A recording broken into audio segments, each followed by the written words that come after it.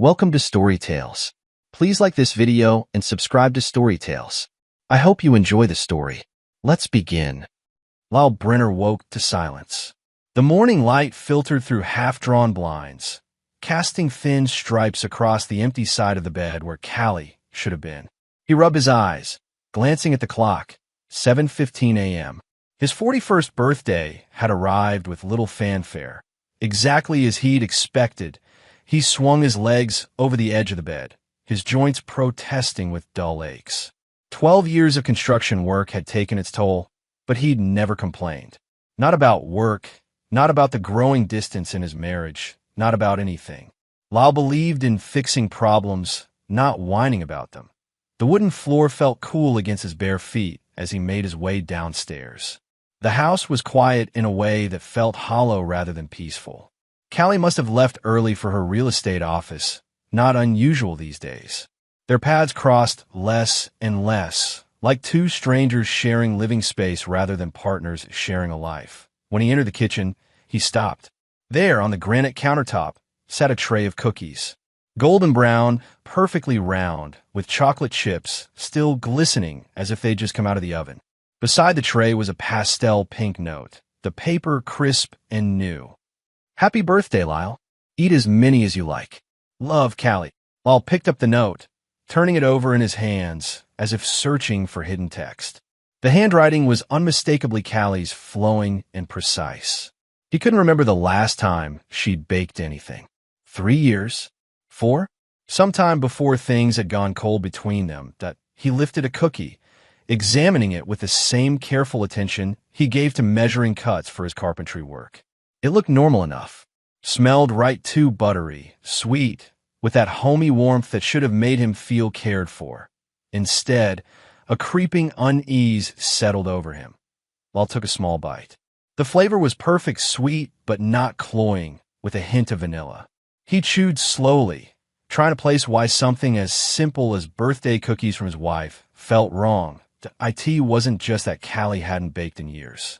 It was that she hadn't seemed to care about his birthday or much of anything about him for just as long. After the miscarriage 5 years ago, something had broken between them.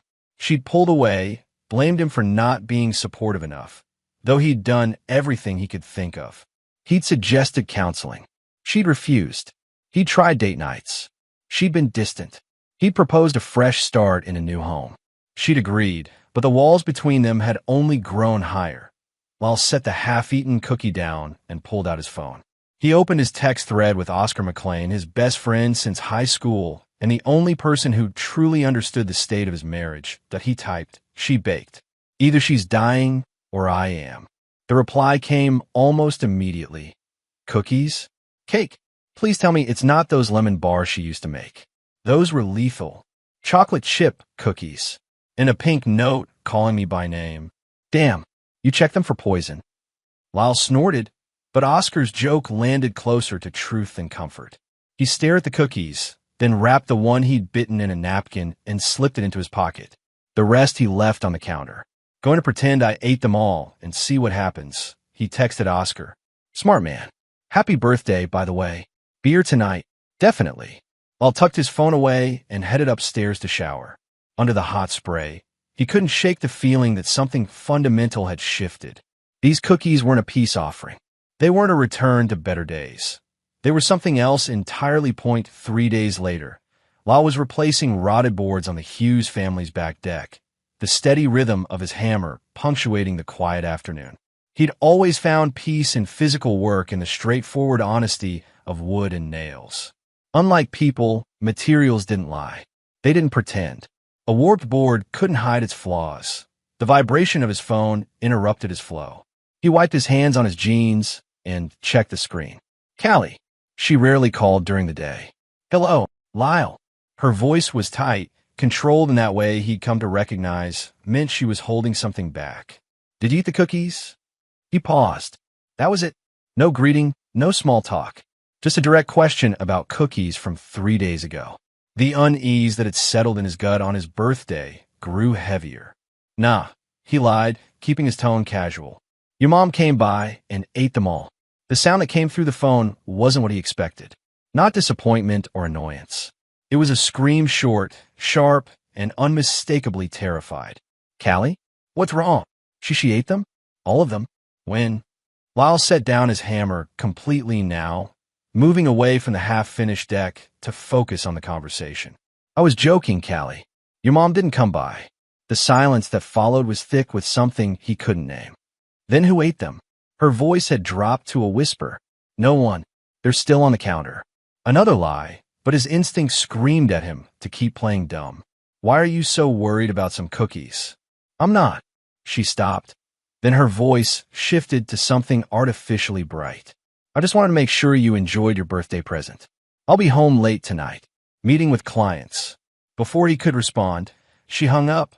Lyle stared at his phone, the call duration showing just under a minute. In 12 years of marriage, he'd learned to read Callie's moods, her tones, her silences. This wasn't about disappointing him on his birthday. This was fear. But fear of what? He pulled a napkin-wrapped cookie fragment from his lunch bag where he'd stored it. He meant to throw it away, but something had stopped him.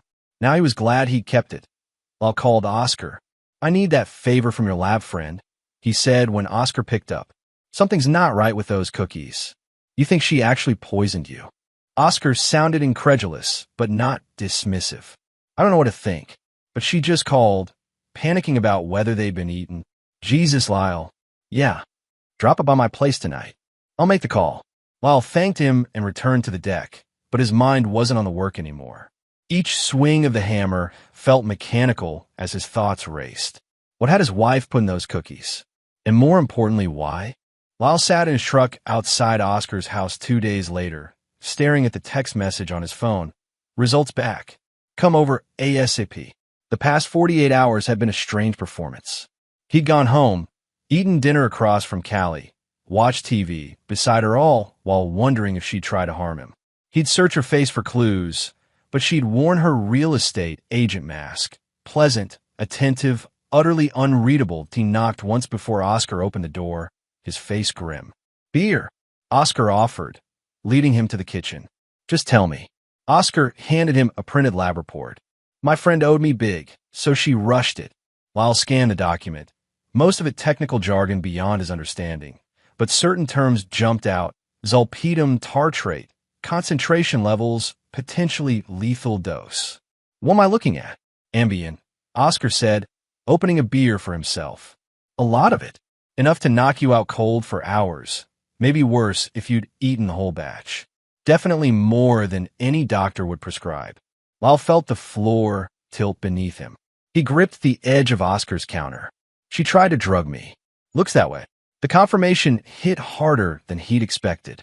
Even with his suspicions, some part of him had hoped for an innocent explanation. A baking mistake. A bizarre joke. Anything but premeditation. Why?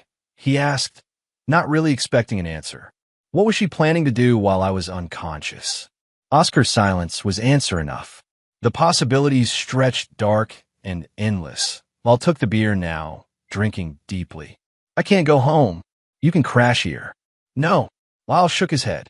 I need to find out what she's planning. If I disappear now, she'll know I'm onto her. Are you insane? She tried to drug you, possibly kill you. We don't know that for sure. The hell we don't. Oscar jabbed a finger at the report. Those levels aren't accidental, Lyle. I need to know why, and what she planned to do next. Lyle's voice hardened. I'm going home, but I won't eat or drink anything she gives me. And I'll start digging. Oscar looked like he wanted to argue further, but recognized the determined set of his friend's jaw. Fine, but you text me every morning to let me know you're still breathing, got it? Lyle nodded, folding the report and tucking it into his pocket beside his wallet. The weight of it felt like a stone. Thanks for this, he said. Just be careful. People who can do this. Oscar gestured to the report. They're not who you think they are. Driving home, Lyle realized Oscar was right. The woman waiting in their house wasn't the woman he'd married. She was someone capable of calculating doses, of planning his unconsciousness, of screaming in terror when she thought someone else might have been harmed instead. The neighborhood looked the same as he pulled into his driveway, tidy homes with well-kept lawns, porch lights glowing against the gathering dusk. But as Lyle stepped through his front door, he felt like he was entering enemy territory. Callie looked up from the couch, her smile practiced. You're late. Got caught up helping Oscar with something. Not a lie, not the truth. His new language with her. I saved you dinner. Already ate. Another half-truth. He'd grabbed a burger on the way to Oscar's, unable to stomach the thought of her food.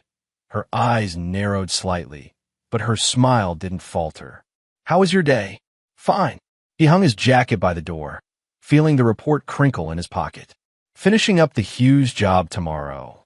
That's nice. The small talk continued, each word a brick in the wall between them. Lyle watched her hands, the same hands that had measured out a drug meant to render him helpless.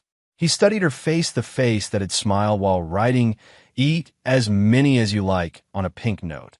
That night, he lay awake beside her, listening to her breathe. When he was certain she was asleep, he slipped out of bed and locked himself in the guest bathroom with his phone. I need to figure out what she's planning, he texted Oscar. The reply came minutes later. Be smart. Be careful. I've got your back. Lyle stared at himself in the mirror, the harsh bathroom light emphasizing the new lines around his eyes, the tension in his jaw. Something fundamental had shifted in his world. The facade of his marriage had cracked, revealing something dark and dangerous beneath. He wasn't just fighting to understand anymore. He was fighting to survive. Keep it casual, Oscar advised over coffee at a diner 3 miles from Lyle's house. They'd chosen the spot for its distance from Callie's usual haunts. Don't give her any reason to think you know. Lyle nodded, turning his mug between his palms. A week had passed since the lab results. 7 days of smiling at his wife while knowing she tried to drug him. 7 nights of pretending to sleep deeply while actually listening for her movements in the darkness. I need access to her computer, Lyle said. And her phone. That's risky. So is living with someone who slipped me Ambien. Lyle's voice remained low, but there was an edge to it now. Something hard that hadn't been there before. I need to know what she was planning. And who might be helping her. Oscar leaned back in the booth. You think she has an accomplice? I don't know. But Callie's not impulsive. She plans. Always has. Lyle rubbed his jaw, feeling the stubble he'd neglected to shave that morning. If she wanted me unconscious, there was a next step, and I doubt she was working alone. They agreed on a plan. Oscar would help Lyle install monitoring software on the home network. Meanwhile, Lyle would use his day off to search the house while Callie was at work. Soon as Callie's car disappeared down the street that morning, Lyle began his search. He started in the obvious places: her desk, her nightstand, the file cabinet in their home office. Nothing unusual. No hidden notes about plans to harm him. No suspicious phone numbers that IT was only when he thought to check the backup email address on their joint bank account that he found something. The recovery email wasn't her main address, but a Gmail account he'd never seen before. chhero2019@gmail.com. Using the password recovery option, he discovered the account was linked to a phone number he didn't recognize. Got something, he texted Oscar, sending a screenshot. CH Harrow? CH Callie Harrow. Harrow is her maiden name. With this lead, Lyle dug deeper. He searched their bank statements, looking for unusual withdrawals or transfers. Most seemed routine, but then he noticed small transfers. $500 here, $750 there. Going to an account listed only as Family Trust. He called their bank, posing as himself, authorizing information for his wife. I just need to confirm the details of the Harrow Family Trust account that we transfer to regularly. My wife handles it usually, but I'm taking over some of the finances. The customer service representative hesitated. I'm showing that account is co-signed by Bonnie Harrow, not you, sir. You don't have authorization. Bonnie Harrow, Callie's mother. The woman who had never hidden her disappointment that her daughter had married a contractor rather than the doctor or lawyer she'd envisioned. My mistake, Lyle said smoothly. I'll have Callie call to add me. After hanging up, he sat heavily in the office chair. Callie had a secret account with her mother. Money had been flowing out of their joint accounts in small amounts that wouldn't raise flags, but would add up over time. His next stop was her laptop. She usually took it to work, but today it sat charging on her desk. The password took 3 tries: their old dog's name, plus the year they bought their first house, but he got in. Her browser history had been cleared, but her email was still logged in. Most messages were work-related, but in a folder labeled Property Research, he found exchanges with someone named Nash Greeley. The conversations seemed innocuous at first glance, discussions about property values and investment opportunities. But one line in a recent email caught his attention. The workshop situation is ideal. Exactly what we discussed. His workshop, the detached garage he'd converted into a workspace for his carpentry projects. What about it was ideal? He forwarded the emails to himself, then carefully returned the laptop exactly as he'd found it. Next, he checked their cell phone bill online. Callie's call and text history showed frequent communication with her mother and her best friend Heather, as expected. But there was also a number with a California area code that appeared regularly, often with calls lasting 30 minutes or more. Lyle ran the number through a reverse lookup service. Nash Greeley, same name as in the emails, that be why the time he heard Callie's car in the driveway that evening. Lyle had discovered enough to know he was right to be suspicious, but not enough to understand the full picture. He had names now: Bonnie Harrow, his mother-in-law, and Nash Greeley, an unknown man in California. He had evidence of hidden money and secretive communications. What he still didn't have was the why, or the plan that had started with drugged cookies on his birthday. "How was your day off?" Callie asked as she hung her blazer in the hall closet. "Productive," Lyle answered, and it wasn't a lie. "Very productive." He framed photo mocked him from the bookshelf. Callie and Lyle on their wedding day. Her white dress bright against the green of the garden venue, his arm around her waist, both of them laughing at something outside the frame. Lyle stared at it as he waited for Oscar to arrive, remembering the man he'd been then. Trusting, open, deeply in love that they'd met at a hardware store, of all places. He'd been choosing lumber for a client's built-in bookshelves. She'd been looking for paint samples for her first real estate flip project. They'd reached for the same paint stirrer and laughed at the coincidence. Coffee had led to dinner, dinner to dating, and 14 months later, to vows exchanged beneath a white arch draped with ivy. The happiness had been real. He was certain of that much. For the first 5 years, they'd been solid, different in many ways, but complementary. He built things. She sold them. He was steady. She was ambitious. They'd talked about children, eventually, when the time was right. Then she'd gotten pregnant unexpectedly. They'd been surprised, but quickly adjusted their plans, converting the home office into a nursery, picking names, dreaming of a future as 3 instead of 2. The miscarriage happened at 16 weeks. One day, they were discussing whether to find out the baby's gender. The next, they were in the emergency room, Callie pale and trembling as the doctor delivered the news that there was no heartbeat. The knock at the door pulled Lyle from the memory. He opened it to find Oscar holding a 6-pack and a pizza box. "Figured you weren't cooking much these days," his friend said, stepping inside. They settled in the kitchen, as far from the master bedroom as possible, where Oscar had confirmed there were no hidden listening devices. "I've been thinking about when it all changed," Lyle said, opening a beer. "After we lost the baby." Oscar nodded. He'd been there through it, all the funeral arrangements for a child who never drew breath, the weeks of silence that followed, the gradual realization that Callie wasn't bouncing back. "She blamed me," Lyle continued, the words bitter on his tongue. "Said I'd been too focused on that big restoration project, that I didn't do enough when she wasn't feeling well those last few days. That's not fair. You couldn't have known. Doesn't matter. She decided I failed her." Lyle took a long drink. "I tried everything to make it right. Suggested grief counseling. Offered to try again when she was ready. Even thought about moving to give us a fresh start. And she shut it all down. Yeah, it was like," Lyle searched for the words, "like she decided I wasn't worth the effort anymore. But she also wouldn't leave." Oscar frowned. "Financial reasons? Maybe partly. But we've both done well. She could have afforded to go." Lyle shook his head. "No, she stayed because it was easier than starting over. Or because she had some other plan brewing.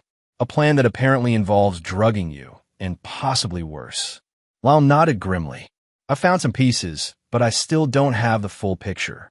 I need to talk to people who might know what she's been saying or doing when I'm not around." "Who do you have in mind?" "There's a barista at Callie's favorite coffee shop, Marlowe something. She worked as a server at one of Callie's charity events last year. I remember Callie being irritated that she overheard some conversation. Worth a shot, Oscar agreed. What about this Nash guy? Any luck tracking him down? He's in real estate development in San Francisco. Comes up to Portland every couple months for projects, according to his social media. And Callie's been in regular contact with him. Yeah, but I need to know what they're planning. The cookies were just step one. Oscar's expression darkened. You need to be careful, Lyle. If she's willing to drug you, what else might she do if she realizes you're investigating? That's why I need to move quickly, Lyle said, pushing aside his half-eaten slice of pizza. And why I need your help setting up surveillance on the house before I confront anyone. They spent the next hour installing small cameras in the main living areas of the house, places where Callie might have conversations if she brought someone home. Lyle drew the line at their bedroom, unwilling to cross that threshold despite everything. As Oscar was leaving, he paused at the door. You know, most guys would have just left after finding out about the Ambien, filed for divorce, gotten a restraining order. Lyle's jaw tightened. Most guys didn't grow up bouncing between foster homes after losing both parents at age 8. I don't run from problems, Oscar. I fix them. Or in this case, I expose them. Just make sure fixing this problem doesn't get you killed. After Oscar left, Lyle returned to the living room and took down the wedding photo from the shelf. Behind it, in the hollow center of the book it had been leaning against, he placed a small recorder. Then he carefully replaced everything, making sure it looked untouched. If Callie was going to talk to anyone about her plans, it would likely be in this room, where she often took calls while curled on the couch. And now, he'd be listening. Marlo Watts didn't look surprised to see Lyle enter Groundwork Coffee at 3 on a Tuesday afternoon. Her expression suggested she'd been expecting him, though they'd only met in passing at Callie's charity events. Mr. Brenner, she said as he approached the counter. No customer stood in line behind him, and her co-worker was occupied wiping down tables. Black coffee, right? Good memory, he replied, impressed despite himself. It's my job. She began pouring his coffee without waiting for confirmation. But you're not here for my barista skills, are you? Lyle took the cup she offered, studying her face. Marlo was younger than him, mid-20s, with short-cropped hair and observant eyes that seemed to miss nothing. I was hoping we could talk, he said quietly, about something you might have overheard last year. Her expression didn't change, but she glanced at the wall clock. I'm due for a break in 10 minutes. There's a table in the back corner that's pretty private. 9 minutes later, Lyle watched as Marlo untied her apron, said something to her co-worker, and headed toward his table with her own mug of tea. So, she said, sliding into the chair across from him, this is about your wife. It wasn't a question. Yes, Lyle confirmed. You worked an event for her real estate office last year. A fundraiser for children's cancer research. Marlo nodded. I remember. Fancy place, lots of rich people pretending to care about sick kids while networking. You overheard something that night. Something that upset Callie when she realized you'd heard it. The young woman's eyes narrowed slightly. Why are you asking about this now? It was months ago. Lyle decided on honesty, or at least a version of it. My marriage is in trouble. I think Callie might be planning something that could hurt us both. I need to understand what's happening. Marlo took a sip of her tea, considering him over the rim of her mug. Finally, she set it down. I was serving drinks in a side room where your wife and her friend, tall blonde woman, always looks like she's judging everyone. Heather Vaughn, Lyle supplied. Yeah, her. They didn't know I was restocking the bar in the corner. They'd had a few glasses of champagne and were talking pretty freely. Marlo's voice dropped lower. Your wife was complaining about you, about how trapped she felt in the marriage, but how messily things would end if she just filed for divorce. The words stung, even though Lyle had suspected as much. What exactly did she say? She said something about how there had to be shortcuts to freedom that wouldn't leave her starting over at square one. Marlo's eyes met his directly, and her friend laughed and said, there are always shortcuts if you're willing to get your hands dirty. A chill ran through Lyle. Did they elaborate? No. That's when your wife noticed me and shut the conversation down. But later that night, when I was collecting glasses, I overheard her friend say something about an insurance policy being the cleanest solution. Marlo hesitated. Look, I don't know what's happening in your marriage, but that night left me with a bad feeling. The way they were laughing about it Wasn't funny, haha. It was something else. Why are you telling me this now? Lyle asked. You could have warned me. Warned you about what? That your wife was bad-mouthing you at a party? That's half the married people I serve. She shrugged. But now you're here asking specific questions, and you look like someone who hasn't slept in days. So maybe there's something real happening. Lyle nodded slowly. There is. Thank you for being honest. There's something else, Marlowe added as he started to rise. Your mother-in-law was there that night, too. She joined them later, and whatever they were discussing, she seemed fully on board. She met his eyes again. Just thought you should know. As Lyle left the coffee shop, pieces were beginning to fit together. Callie, Heather, and Bonnie, 3 women discussing shortcuts to freedom and insurance policies. Add in Nash Greeley, the mysterious real estate developer from California, and the picture growing in his mind was ugly. His next stop had to be Heather Vaughn. But approaching her directly would be risky. She was Callie's closest friend and confidant. If she mentioned his questions to Callie, the whole investigation could be blown. Instead, he needed to find Nash Greeley. And he needed to do it without revealing his true identity. The bar was upscale in that carefully crafted way that suggested authenticity while charging $20 for a cocktail. Exposed brick walls, Edison bulbs dangling from iron fixtures, bartenders with elaborately groomed facial hair. Exactly the kind of place where a successful real estate developer from San Francisco would feel at home while visiting Portland. Lyle had dressed the part designer jeans he rarely wore, a button-down shirt with subtle checks, the expensive watch Callie had given him 3 Christmases ago. His hair was neatly combed, beard freshly trimmed. He looked like money, or at least like someone adjacent to it. Nash Greeley wasn't hard to spot. His social media presence had provided plenty of photos, all carefully curated to project success, influence, and just enough rugged outdoor activity to balance the corporate image. In person, he was shorter than Lyle had expected, but carried himself with the confidence of a man used to being the most important person in the room. Lyle waited until Nash ordered a drink, then casually took the bar stool beside him. "Macallan 18 neat," he told the bartender, intentionally choosing something impressive enough to catch Nash's attention that IT worked.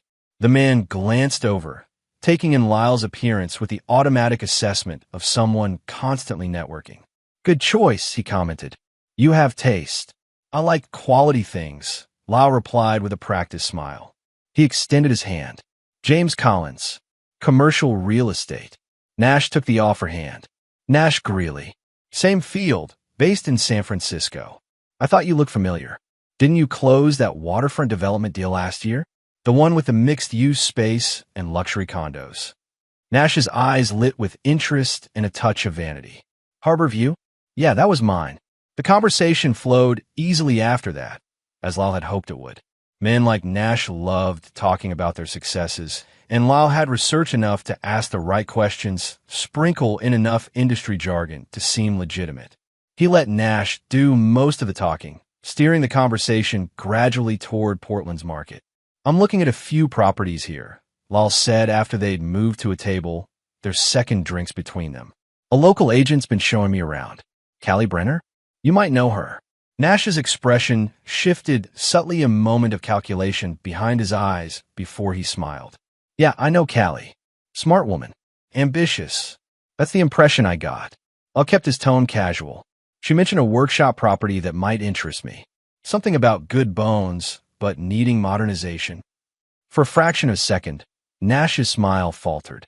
Then it was back, slightly tighter than before. "Workshop? Not sure which one you mean. Maybe I misunderstood. It was something about a workspace with garage doors. Potential for conversion to retail or studio space." Nash's eyes narrowed slightly. "You should ask her for details." "I plan to, but she's been weirdly vague about it. Mentioned something about waiting for the right time." Lyle leaned forward, lowering his voice confidentially. "Between us, I got the sense there might be some issue with the current owner. She hinted at some kind of for sale coming up." The trap was set, and Nash walked right into it. He gave a short laugh. "That's one way to put it. What do you mean?" Nash glanced around, then shrugged. "Look, since we're in the same business, Callie approached me about helping stage a situation at her husband's workshop. The guy's a contractor or carpenter or something, has this detached garage he uses. Apparently, it's not up to code in some ways, and there have been complaints from neighbors.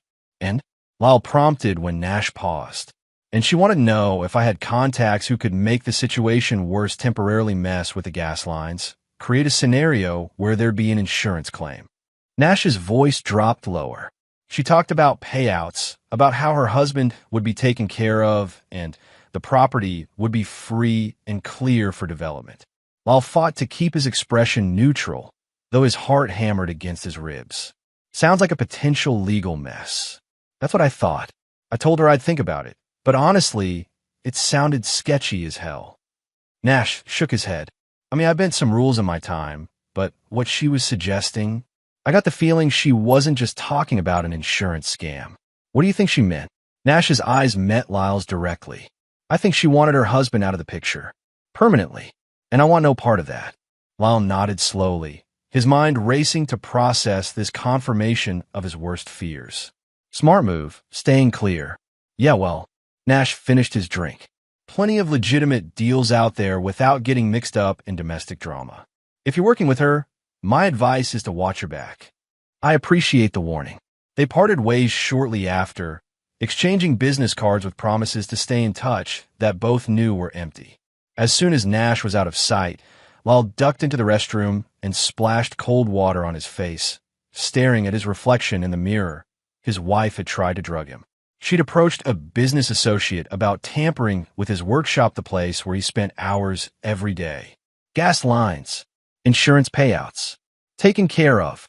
She wanted him dead.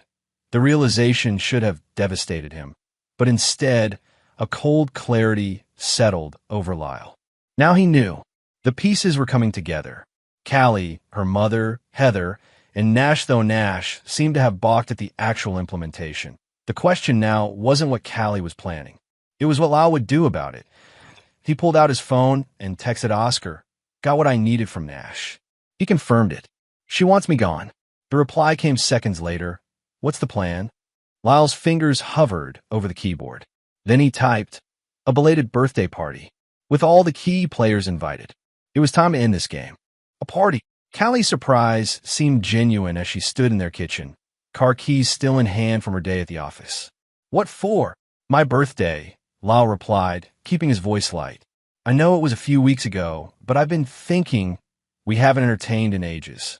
And the deck at the Hughes place turned out so well, I'm feeling inspired to fix up our own backyard space. Thought we could have a few people over, show it off. She studied him, wariness in her eyes. Who were you thinking of inviting? Just the usuals. Oscar and his new girlfriend. Your mom, of course. Heather and Tom. He busied himself with the cutting board, slicing vegetables for dinner with practiced ease. Oh, and I met an interesting guy who's in real estate development. Thought you might want to network a bit. Nash Greeley? Said he knows you. The knife slipped from Callie's hand, clattering against the counter. You met Nash? Yeah, at that industry mixer last week. The lie came easily now. Seemed like a good connection.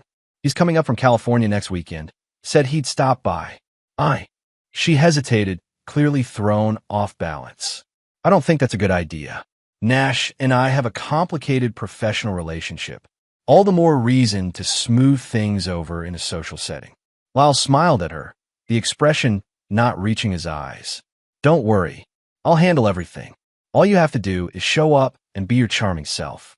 The week that followed was a masterclass in deception on both sides.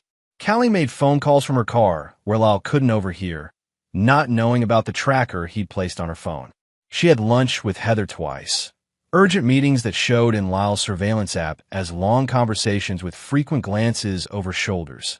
Meanwhile, Lyle prepared. He compiled the evidence he'd gathered, the lab report on the cookies, the financial records showing the secret account with Bonnie, the recorded calls between Callie and Nash that Oscar had helped him obtain legally through a private investigator friend.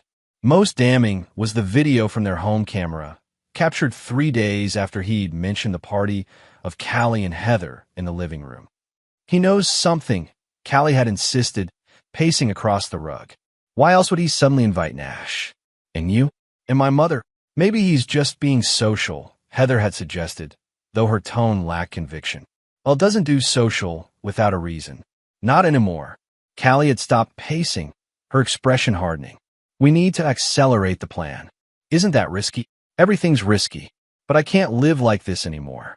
I want out, and I want what I deserve after 12 years with him. The party was set for Saturday evening. Lyle spent the morning preparing food, setting up the backyard with string lights and the new deck furniture he'd built himself.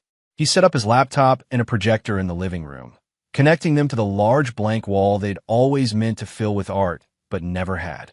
Oscar arrived early, ostensibly to help, actually to install the final pieces of surveillance, and to be there as backup if things went south. "You sure about this?" he asked as they arranged chairs in the backyard. "It's not too late to just go to the police with what you have." "It's not enough," Lyle replied. "They'd investigate, sure, but Callie would twist it, say it was a misunderstanding, that she never meant to harm me. Her mother would back her up. Heather too." He shook his head. "No, I need them to reveal themselves. To each other and to me." Guests began arriving at 6. Bonnie Harrow first, her silver hair perfectly styled, her smile brittle as she handed Lyle a bottle of wine that cost more than he'd spend on a week's groceries. Then Heather and her husband Tom, who looked uncomfortable, as if he'd rather be anywhere else. Oscar's new girlfriend Amy, who knew the situation and had agreed to help by keeping conversation flowing and watching for tells among the guests. Callie moved through the early part of the evening like an actress playing the role of gracious hostess. Bilal caught the tension in her shoulders, the way her gaze kept darting to the front door. Waiting for Nash, he arrived 40 minutes late, apologizing for the traffic from the airport. Lyle watched as Nash's eyes widened with recognition upon seeing him not as James Collins from a bar, but as Lyle Brenner, Callie's husband. "Nash." Lyle greeted him warmly, extending his hand. "Glad you could make it, Lyle," Nash replied, recovering quickly. "Thanks for the invitation." Across the room, Callie's face had drained of color.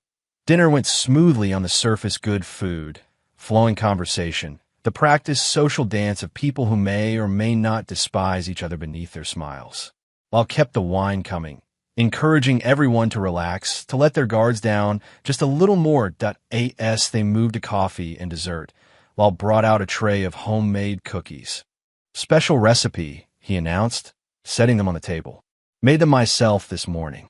Bonnie's eyebrow arched. "I didn't know you baked, Lyle." "Oh, I've picked up a few tricks over the years," he replied, his gaze shifting meaningfully to Callie.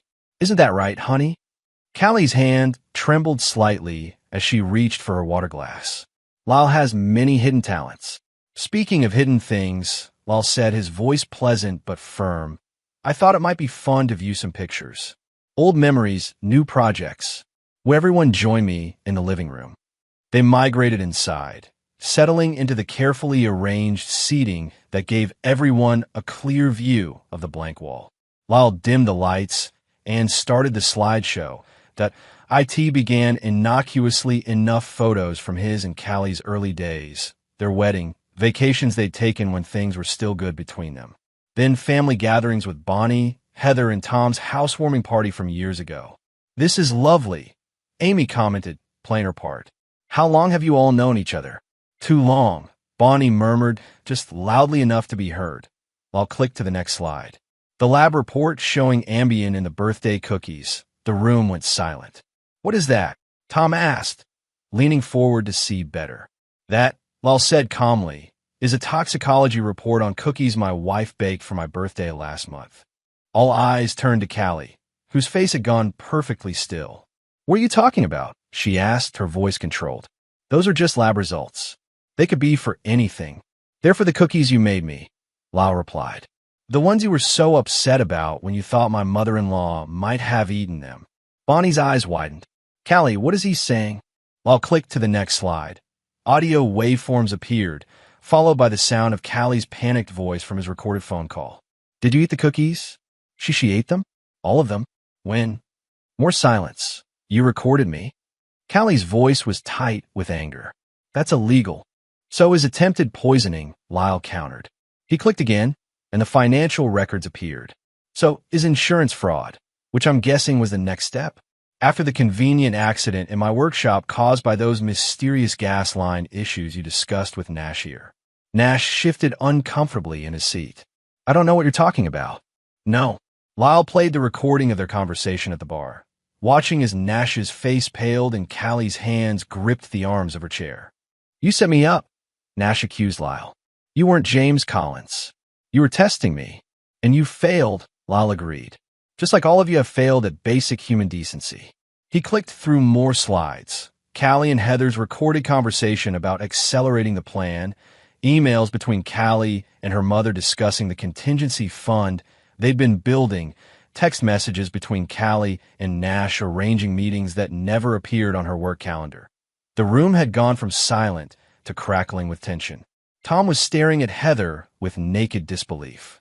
Amy had shifted closer to Oscar, away from the others.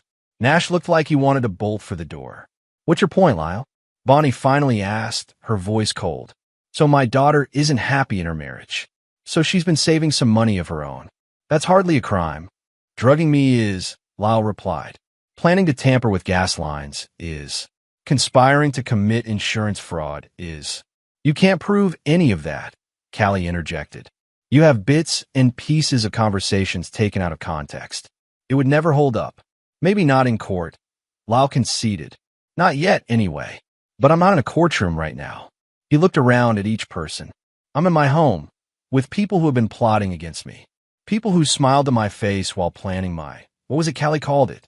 My being taken care of? He clicked to the final slide. It was a video clip from their living room camera, Callie and Heather sitting on the couch with wine glasses in hand, their inhibitions clearly lowered. If he died in his sleep, no one would care. Callie's voice said clearly from the speakers. He's nobody. No family except us. No close friends except Oscar. He'd be gone, and after an appropriate grieving period, life would go on. Better than before. Heather's uncomfortable laugh followed. Cal, you're scaring me a little. Oh, please. Callie on the screen dismissed her concern with a wave. Like you haven't thought about Tom disappearing. Everyone has those thoughts. I'll stop the video and turn on the lights. In the sudden brightness, everyone blinked like nocturnal animals exposed to day. So, he said into the silence. That's what I've learned in the past month. My wife wants me dead. Her mother is helping finance whatever scheme they settle on. Her best friend knows about it. And Nash here was approached to make it look like an accident. No one spoke. No one moved. Then Callie stood, smoothing her dress with practiced composure. This is absurd. You've taken everything out of context, Lyle. I was joking with Heather. The cookies were a failed recipe. I must have mixed up sugar with something else. As for the money, yes, I've been saving. Because this marriage has been over for years, and I wanted to be prepared when we finally admitted it. Mixing up sugar with prescription sleep medication. Lyle shook his head. That's your defense. I don't need a defense, she snapped. This isn't a trial. Not yet, he agreed. But it could be. He turned to face the others. All of you should know every bit of evidence I've shown tonight has been backed up. Copies are with my lawyer, with instructions to take them to the police if anything happens to me. Nash stood abruptly. I think I should go. Running away, Nash. Lyle asked. Like you always do when things get complicated? Callie told me all about your pattern. You don't know anything about me, Nash retorted. I know you're a coward who is willing to discuss ways to harm me until you realized it might affect you personally. Lyle's voice was steady, his gaze unflinching. I know you've been stringing Callie along with promises of a fresh start in California that you never intended to keep. Callie's head snapped toward Nash. What is he talking about? Lyle smiled grimly. Did you really think Nash was planning a future with you, Callie? He's got someone in every city he works in. You're just Portland. That's not true, Nash protested, but his eyes gave him away. The room erupted, then Callie shouting at Nash, Bonnie trying to calm her daughter, Heather attempting to defend herself to a stone-faced Tom. Oscar and Amy sat quietly, witnesses to the implosion. Lyle let it continue for a minute, watching the facade crumble, the alliances splinter. Then he spoke, his voice cutting through the chaos. All of you need to leave. Now. They turned to him, various expressions of shock and anger on their faces. Lyle, Callie began, her tone shifting to something softer, pleading. We need to talk about this. Alone. No, he said simply. We don't. I've heard everything I need to hear. This is my house too, she insisted. Not anymore. He held up a folder she hadn't noticed before. I filed papers yesterday. You'll be served formally on Monday. But for now, you can pack what you need for a few days and go to your mother's. The rest will be handled through lawyers. You can't just throw me out. Actually, I can. Especially with evidence of you attempting to harm me in this house. His expression hardened. Don't test me on this, Callie. Not tonight. She stared at him, calculation and fury warring in her eyes. Then she turned on her heel and marched upstairs, presumably to pack. The rest of you, Lyle addressed the remaining guests, need to leave now. Tom, I'm sorry you got caught up in this. Oscar will see everyone out. They filed out in uncomfortable silence. Nash practically running to his rental car, Bonnie shooting Lyle a venomous glare before stalking to her Mercedes. Heather and Tom left without a word to each other, the distance between them already visible. When everyone but Oscar and Amy had gone, Lyle sat heavily on the couch. You did it, Oscar said quietly. You exposed them. Yeah. Lyle felt hollow rather than triumphant. 12 years of marriage had just imploded in his living room. Whatever he'd thought he might feel satisfaction, perhaps, or vindication to reality, was emptier. What now? Amy asked gently. Before Lyle could answer, Callie appeared at the bottom of the stairs with a suitcase. Her eyes were dry, her posture rigid with anger. This isn't over, she said coldly. Lyle met her gaze. Yes, it is. The only choice you have now is how messy you want the ending to be. You'll regret this, she warned. All of it. I already regret the last 12 years, he replied. But that's my burden to bear. She turned and walked out the door without another word. The sound of it slamming behind her echoed through the house like the final beat of a funeral drum. Oscar put his hand on Lyle's shoulder. You going to be okay here alone tonight? Lyle nodded. I need to quiet. Need to process. After his friends left with promises to check in tomorrow, Lyle sat in the silent house, surrounded by the debris of the party half-empty glasses, plates with cookie crumbs, the blank wall where he'd projected the evidence of his wife's betrayal that he didn't cry. He didn't rage. He simply sat, finally facing the truth he'd suspected for years. The woman he'd married had died long ago, if she'd ever truly existed at all. What remained was to build something new from the ashes. The law offices of Michaels and Berger occupied the 11th floor of a downtown Portland building with views of the Willamette River. Lyle sat in a conference room beside his attorney, Catherine Michaels, watching as Callie and her lawyer reviewed the settlement proposal. 3 weeks had passed since the party. 3 weeks of legal maneuvers, of Callie attempting to rewrite the narrative, of whispered conversations among their social circle. Lyle had stayed in their house, changing the locks and security codes. Callie had moved in with her mother, then to a hotel when that arrangement predictably combusted after 5 days. This is unacceptable, Callie's attorney, a sharp-featured man named Donovan, stated as he set down the document. My client is entitled to half of all marital assets. Your proposal falls significantly short. Catherine smiled thinly. Your client drugged my client with Ambien and conspired to stage an accident in his workshop. We have evidence that would interest not only the divorce court, but also the criminal courts. I'd say our proposal is quite generous under the circumstances. Callie glared across the table at Lyle. She looked different now, harder somehow. The mask of the perfect real estate agent wife slipping to reveal something colder beneath. You're going to listen to doctored recordings and out-of-context conversations, she addressed Catherine directly. Lyle has been depressed for years. Delusional, even. Ask anyone. We've taken statements from multiple witnesses, Catherine replied evenly, including Nash Greeley, who seems quite eager to distance himself from any conspiracy charges. At the mention of Nash, Callie's composure cracked. That lying, manipulative... Callie, her lawyer cautioned, placing a restraining hand on her arm. She shook it off. No, I want to speak directly to Lyle. She leaned forward, her eyes locked on his. You think you've won, don't you? You think you've figured it all out. But you have no idea what it's been like being married to a shell, a man who builds things for others, but never once built a real life for us. Is that your justification for trying to drug me? Lyle asked quietly. For planning an accident in my workshop? I never planned any accident, she insisted. That was Nash's idea, and I shut it down.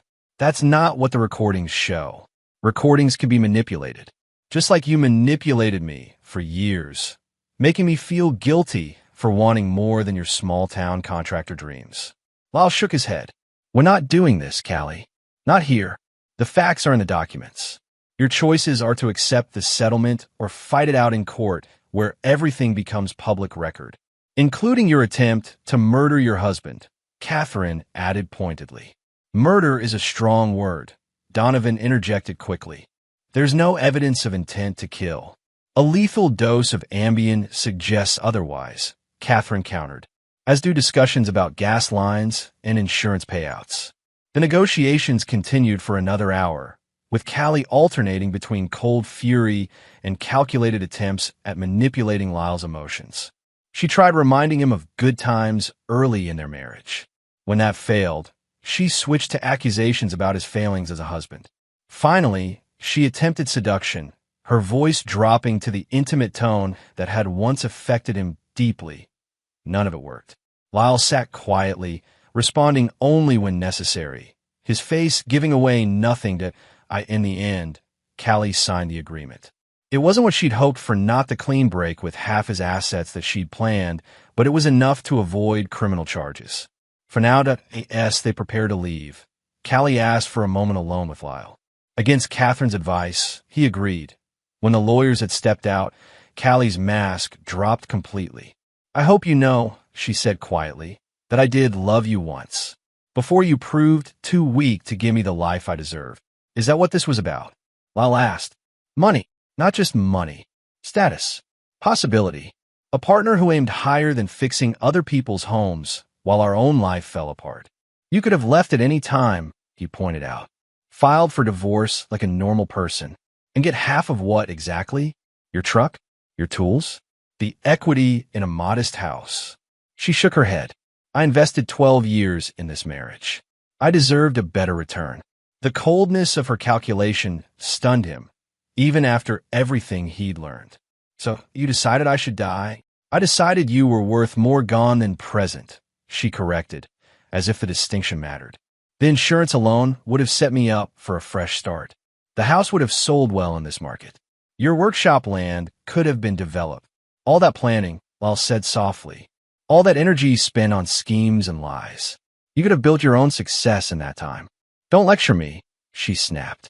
You have no idea what it's like to be a woman who made the wrong choice too young. Lyle studied her face, once so beloved, now unrecognizable in its cold ambition. I don't forgive you, he said finally, and I never forget. Neither do I, she replied, picking up her handbag.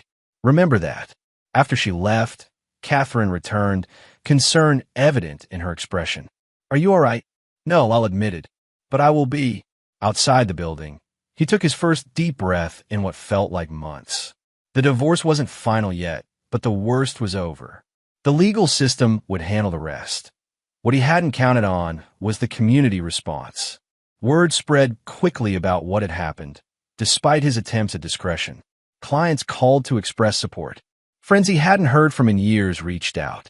Even Callie's colleagues at the real estate office began to distance themselves from her, especially after Nash Greeley's involvement came to light. Bonnie Harrow fled Portland within a week, moving to Arizona without even saying goodbye to her daughter. Apparently, the scandal of being implicated in a potential murder plot was too much for her social standing. Heather Vaughn found herself similarly isolated. Tom had filed for separation the day after Lyle's party, horrified by his wife's knowledge of and apparent support for Callie's plans. Heather's attempts to explain away her comments as just talk fell on deaf ears as friends chose sides.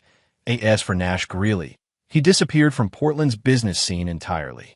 His company issued a statement distancing themselves from any alleged improper discussions with local real estate agents, effectively cutting Callie loose. For Callie, the isolation was total.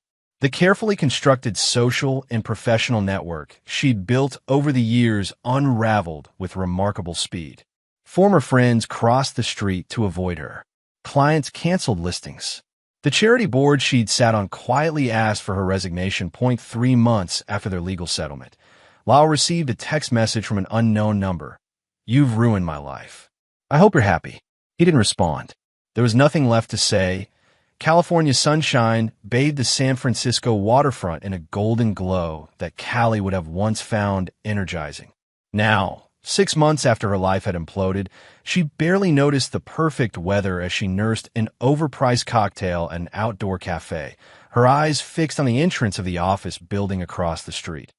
After the divorce settlement, after the community rejection, after losing her real estate license due to ethical concerns, she'd been left with few options and even fewer friends. The settlement money wouldn't last forever, especially with San Francisco prices. She needed a plan. She needed Nash Greeley, the bastard who had promised her a fresh start in California, who had talked about partnerships, both personal and professional, who had ghosted her completely after Lyle's ambush party. Her phone buzzed with an email notification. Another rejection from a real estate firm. Her reputation had followed her even across state lines. In the age of social media and industry gossip, there was no true escape, but that's why she needed Nash. He owed her. Without his testimony, she might have walked away with more from the divorce. Without his cowardice, their plan might have succeeded. At 5:30 p.m., right on schedule, Nash emerged from the building. He wasn't alone. A tall, elegant woman with dark hair walked beside him, her hand casually linked through his arm as they laughed about something. Callie waited until they were halfway down the block before following. They entered an upscale restaurant that Callie recognized from Nash's Instagram posts, one of his favorites for impressing clients and dates alike. She gave them 15 minutes to get seated and comfortable, then approached the host stand, smoothing her hair and fixing her most charming smile in place. "I'm meeting friends," she told the host. "Nash Greeley? I'm running late." The host checked his tablet. "Ah, yes. Mr. Greeley and Ms. Delaney. Right this way." Callie followed him through the dimly lit restaurant, rehearsing what she would say. She needed to be firm, but not hostile. Convincing, but not desperate. Nash responded to confidence, to people who offered value. She saw him before he saw her, his head thrown back in laughter at something the dark-haired woman had said. The same laugh he'd once directed at Callie's jokes. The same attentive lean toward his companion that had once made Callie feel like the center of his universe. Then he looked up and saw her. The change in his expression was immediate shock, then dismay, then a rapid calculation of escape routes. "Callie," he managed, his voice tight. "What are you doing here?" "Hello, Nash." She slid into the empty chair at their table without waiting for an invitation. "Aren't you going to introduce me to your friend?" The woman looked between them, confusion evident. "Nash, Adrian, this is a former business associate from Portland." "Callie Brenner, sorry, it's Harrow again now, isn't it?" "Still Brenner. Actually," Callie corrected, extending her hand to Adrian. "Nash and I were very close. Weren't we, Nash?" "We worked together briefly," he said curtly. "Callie, this isn't a good time." "It never is with you," she replied sweetly. "Always busy, always rushing to the next opportunity." The next woman. Adrienne's expression shifted from confusion to wariness. "I think I'll give you two a moment to talk." She stood, gathering her purse. "Nash, I'll be at the bar." Once she'd gone, Nash leaned forward, his voice a harsh whisper. "What the hell are you doing? You can't just show up here." "Can I? You've been ignoring my calls for months. After everything you promised me." "I didn't promise you anything," he snapped. "We had some discussions about potential business opportunities." "That's it." Callie laughed, the sound brittle. "Business opportunities? Is that what we're calling it now? What about all those nights in Portland? The plans we made? There were never any real plans, Callie." Nash glanced nervously toward the bar where Adrian waited. "You were convenient. A local contact with insider knowledge. Then you started talking about drugging your husband, staging accidents, and I wanted out. You suggested the gas line idea," she hissed. "Don't pretend you were some innocent bystander. It was hypothetical, and you know it. I never thought you'd actually try to hurt him." He shook his head. You need help, Callie. Professional help. Something snapped inside her. All the months of humiliation, of loss, of rebuilding from nothing crystallized into a white-hot rage. Help? She repeated. I don't need help. I need what you promised me. A position in your company. A fresh start. Nash's expression hardened. That's never going to happen. You're toxic, Callie. No one in this industry will touch you now. Because of your testimony. Because you sold me out to save yourself. Because you tried to kill your husband. His voice rose enough that nearby diners turned to look. More quietly, he added, You were a stepping stone. And a boring one. Did you really think I was planning a future with you? The words hit Callie like physical blows. She'd suspected as much deep down, but hearing it stated so bluntly stripped away her last illusions. You used me, she said flatly. We used each other, he corrected. The difference is, I knew where to draw the line. She stood abruptly, her chair scraping loudly against the floor. This isn't over. Yes, it is. Nash's voice was calm, final. If you contact me again, if you show up at my office or my home, I'll get a restraining order. I've already documented your harassment. Harassment? Callie laughed. I could tell your girlfriend about Miami. About the night you called me from her bed when she was in the shower. She wouldn't believe you, Nash replied, though uncertainty flickered in his eyes. And even if she did, there are plenty of women in San Francisco, Callie. Adrian is just one option. The casual cruelty of his dismissal pushed Callie past reason.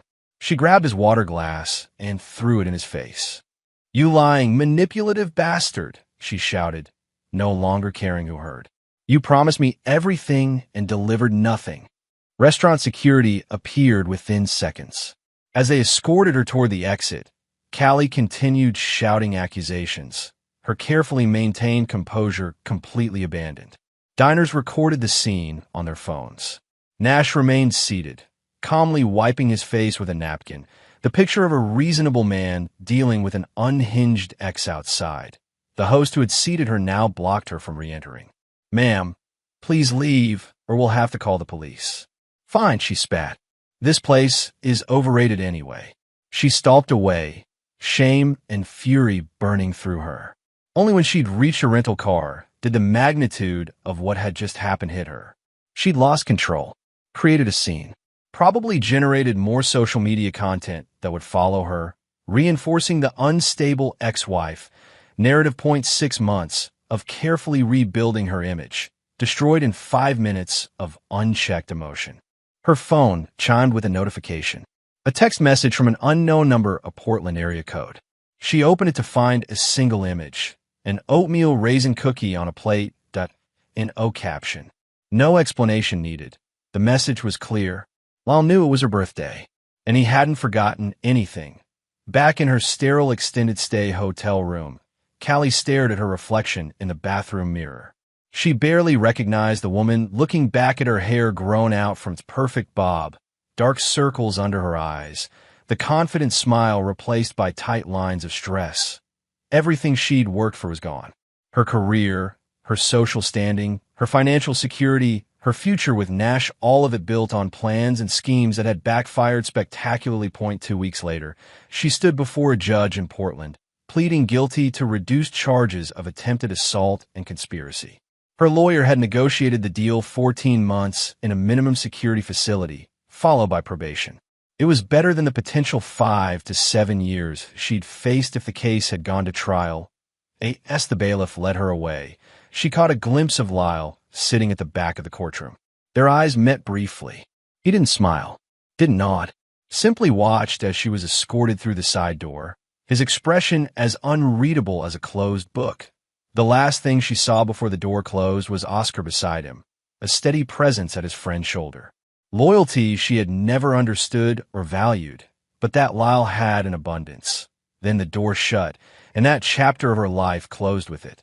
The land sloped gently toward the trees, offering glimpses of empty hood in the distance on clear days. Lyle stood on the cleared area where his cabin would soon stand, breathing in the scent of pine and earth. He'd purchased 5 acres outside the small town of Parkdale, far enough from Portland to feel like a fresh start, close enough to maintain his established clients.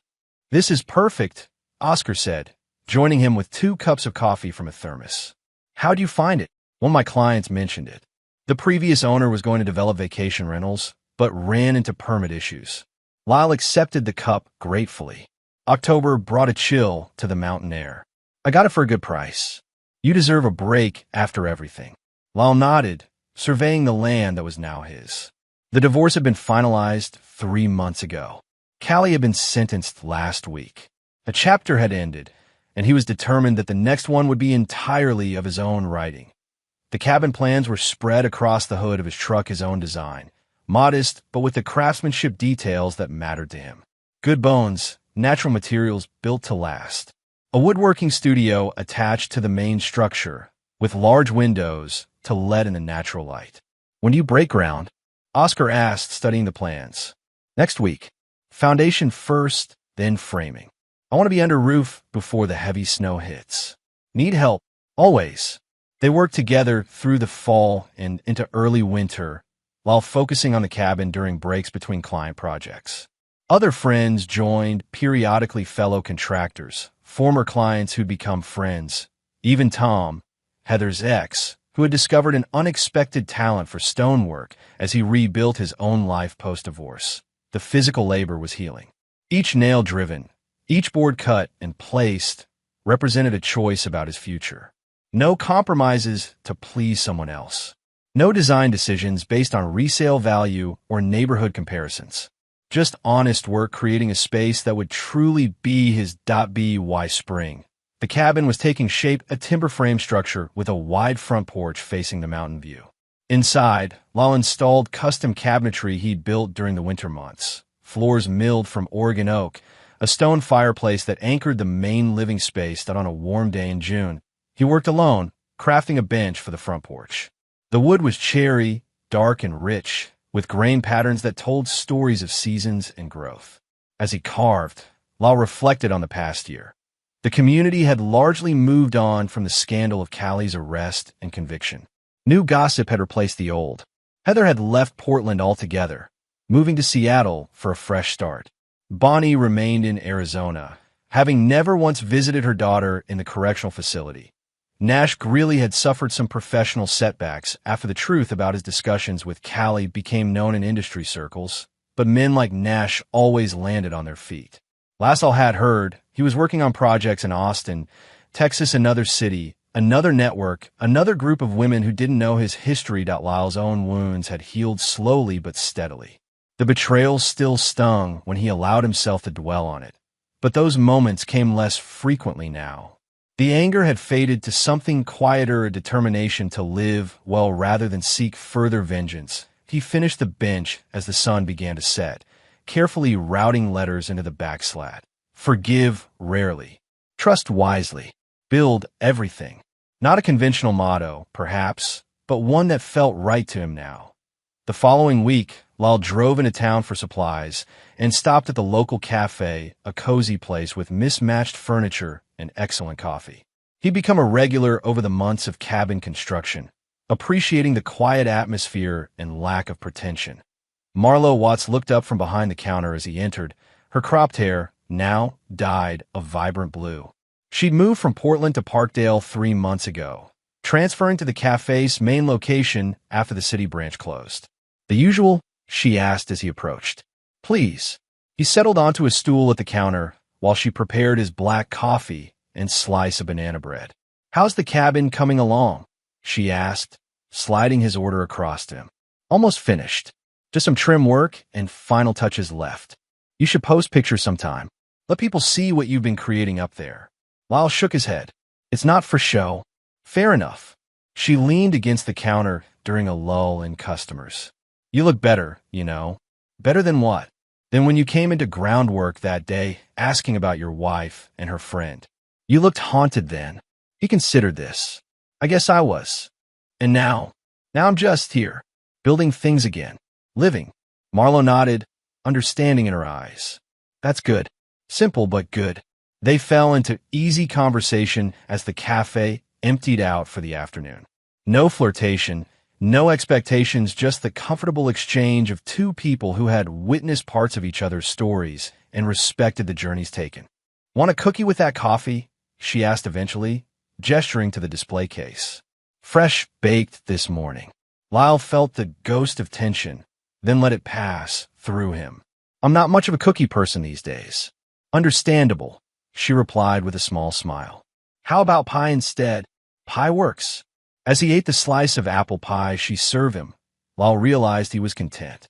Not ecstatically happy, not completely healed, but content in a way that felt sustainable.